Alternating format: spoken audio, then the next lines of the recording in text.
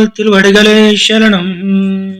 மாரிமலை முரருள் மன்னிக்கீடந்துலங்கம் cilia சிங்கிரு வித்துத்தி விழித்து வேலிமயில் పొట్ల విప్పాడం పేర్దుదలే మూలే నిమిలందు ములంగా పురపుట్టు పోదురు మా పోలే நீ போவை போவன்னா உன் கோயில் நின்றுங்குனே போந்தருளை கொப்புடையா சீரியா சிங்கா பனித்திலிந்து யாம் வந்த కార్యమారాయ్ ధరుంలేలో రెంబావాయ్.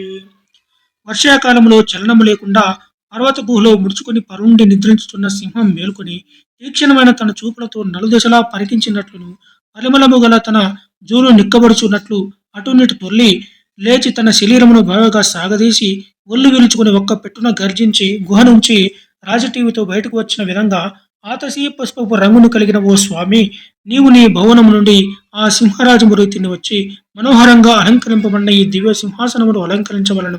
అటుపై మేము వచ్చిన కార్యము ఎరుగవలే, ఎరిగి మా అభిష్టాన్ని అనుగ్రహించవలే అని స్వామిని గోపికలతో కూడిన ఆండాళ్ తల్లి తమ మనోభిష్టాన్ని తెలియజేసింది.